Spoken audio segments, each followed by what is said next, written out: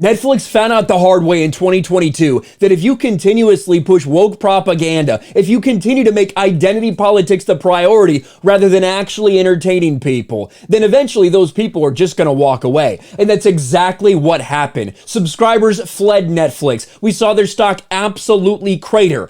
And it doesn't look like 2023 is going to be any better. Netflix shares plummet more than 50% in 2022, worst year in more than a decade. And of course, a couple of things we had to close out the year. One was Witcher Blood Origin. That was just an absolute cringe fest. It was terrible. But of course, one of the other big things out there that people were saying, oh, look, it doesn't matter what the audience is saying. It was #1 for one single day on Netflix. Harry and Meghan, an opportunity for Prince Harry and Meghan Markle, one of the most despised people in the world, to sit there and complain about what victims they are, how being waited on hand and foot, having nearly everything you could possibly want, that was just so oppressive. And of course, Meghan Markle, just the biggest victim to have ever existed. And the audience score reflected how people feel about them. 18%. It got absolutely destroyed. And what's even funnier is the outlook in the UK, where of course we heard, oh, it got incredible ratings in the UK. It must be great news for Netflix. Yeah, not so much. Netflix to lose 700,000 UK customers in 2 years, analysts predict. Slow uptake of ad-supported offerings has meant lower than expected viewing figures, of course made worse by the economy. And this is exactly the point when people are talking about streaming, they see something like Witcher Blood Origin #1 on the day it releases, and they think that's a win. They think that Netflix is making money from that. No, not at all. What makes Netflix money is when people continue to come back to things, when they subscribe for things, when they stay subscribed for things.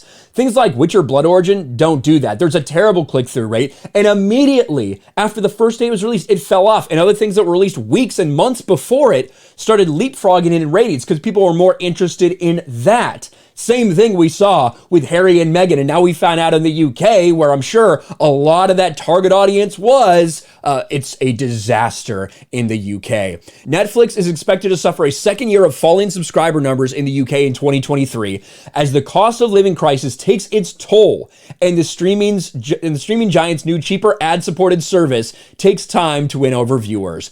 The world's biggest streaming service is expected to have lost around 500,000 subs from the UK in 2022 and will lose a further 200,000 this year as increasingly budget-conscious customers cut back on spending. What a complete and unmitigated catastrophe for Netflix. And what have they been doing this year? Everything they can in desperation to stop the bleeding, including, hey guys, we're going to introduce a new lower-priced ad-supported tier, so you have to watch commercials like normal TV. We'll charge all these advertisers a bunch of money. We'll make a ton of money from this. What was the result? Netflix giving advertisers their money back after missing viewership targets. They didn't have as many people sign up as they thought. They couldn't meet it. They couldn't put out all the ads.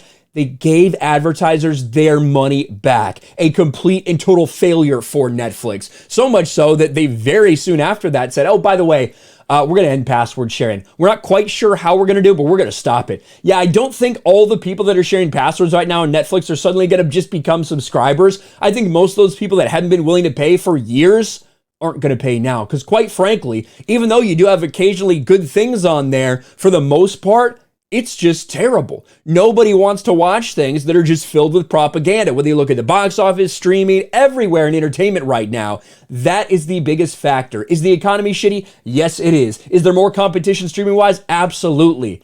But the biggest determining factor in a lot of people's decision is, are you putting out content that matches my values? And if you're not, and if you're showing you absolutely hate me and despise me, then I'm leaving.